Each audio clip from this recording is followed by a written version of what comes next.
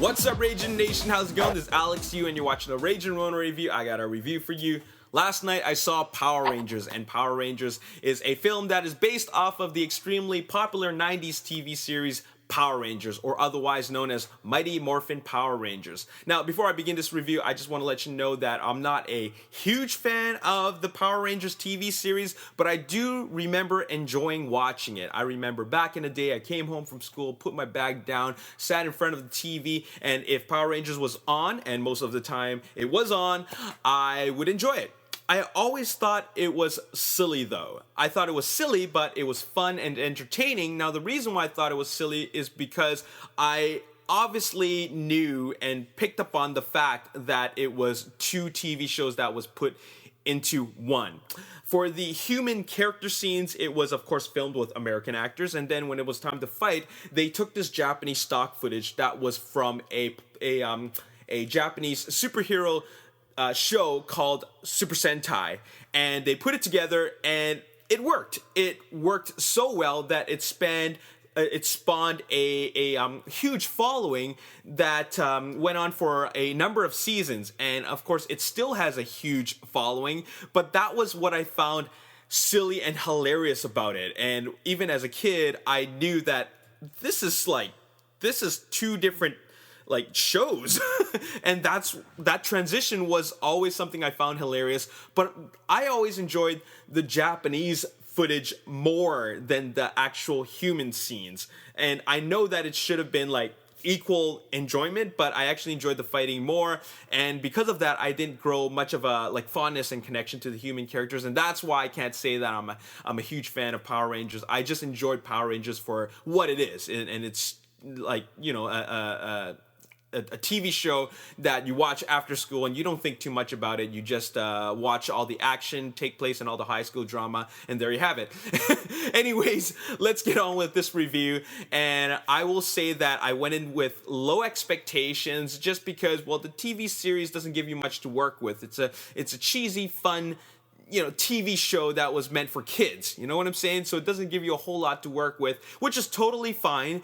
And once you watch the marketing for this film, you actually can kind of tell what's going to happen in terms of how this film plays out. It's an origin story. So you have first act, second act, third act. First act is all the high school drama, getting to know the characters. Second act is them understanding the concept of being Power Rangers and going through the training. And then the third act is them obviously fighting, Power Rangers, Go-Go Power Rangers, Zords, Megazords, all that stuff. You know what I'm saying? So that's how the film plays out. It's actually a pretty generic and formulaic setup, but I'll tell you that for the most part, it does work. Now, for a film called Power Rangers, I will tell you that it is a bit of a problem when I actually enjoy more of the human scenes more than the actual Power Rangers scenes. The Power Rangers scenes actually only makes up a third of the film.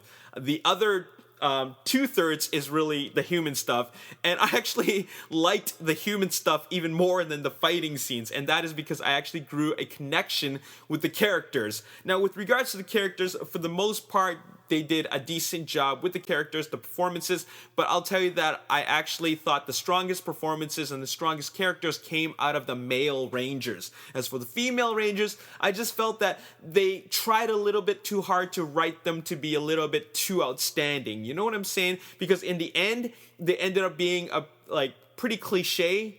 In the end, they really didn't stand out like the male Rangers did, and it just kind of worked out that way. The male Rangers had just way more charisma. They had outstanding personalities about them, which actually was it stood out. Even the jock character, which is the leader, the Red Ranger, he's the leader of the Rangers. He's your standard jock character, but then he has a lot more to him than what he is at face value, and they really conveyed that really, really well. So that part totally works, and that's how I grew a connection with these characters. And even when they were training to become Power Rangers, that transition from humans to Power Rangers, that actually made the characters actually, we got to see another side of them, and we got to see more of their personalities. So that part actually worked for me. It worked so much to the point where I told myself that I'm actually enjoying this part more than the actual Power Rangers aspect of the film. But then there was a point in time during the film where I was thinking, when are they going to actually become Power Rangers? Like, this is getting a little bit repetitive with the training, you know what I'm saying? So then they become Power Rangers, and then I'm thinking like, oh, okay, all right, like, this is all right, this is okay, not quite what I'm expecting, but it's all right, and there are like exciting moments, but it's not as exciting as it could be, and I think it has a lot to do with the direction. We have Dean Israelite directing this film. He's playing with $100 million, which is a pretty huge budget in perspective, especially when his first film was Project Almanac. It's Michael Bay production, Platinum Dunes, but it was a film that was made for $12 or $13 million. It's a high school film, and it's a found footage film. So it's as cheap as it gets. Then now he's jumping all the way to a $100 million film, and I don't think that he knows how to play with $100 million. You know what I'm saying? Because once you got to the big budget scenes, this is where all the money goes into. All right, it just feels a little bit of a mess in terms of the action.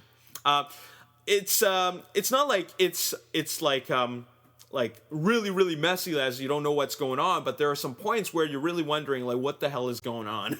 Because like there's a lot of these shots where you just see nothing but like close-ups of shiny armor and debris and smoke, and there's a lot of that. And then the CG is not the greatest CG we ever seen, because once you think of superhero film, which is essentially what this is it's a superhero origins film, you think of, you know, Marvel films and DC films, and then, well, this is not exactly that. This is like a lower budget version of that, so therefore the CG doesn't look as great. And to top things off, a lot of the time spent in the fighting was inside the cockpits of the Zords.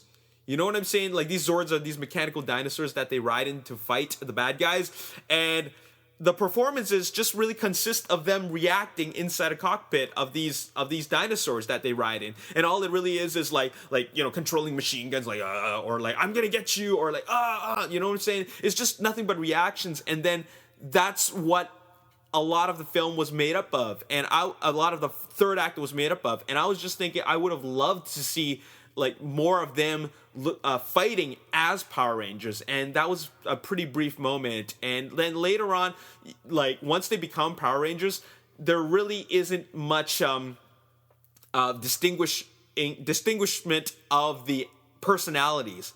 Like, they were just all equal. Like, you didn't know who was who except for the colors and then the close-up of the, you know, the faces so that you recognize them. But besides that, it really isn't, it feels very formulaic once it gets to the end. And there you have it. It's just a lot of destruction. But I'm thinking, what more do you want from a film like this? Seriously, what more do you want? This is a Power Rangers film. You know what I'm saying? There's nothing more that you should expect than what they've given us. And I think that they did the best they could. Seriously, honestly speaking, I think that this is the best that they could do.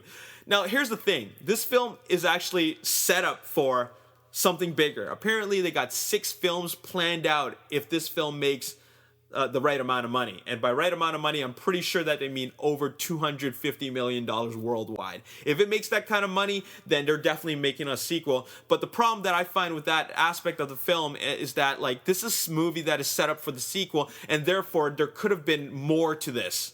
If it was just a standalone film, then I think that they could have given us a lot more. But all they really give us is like 2/3 of the film is human drama, and then the third act is just like, you know, all the excitement.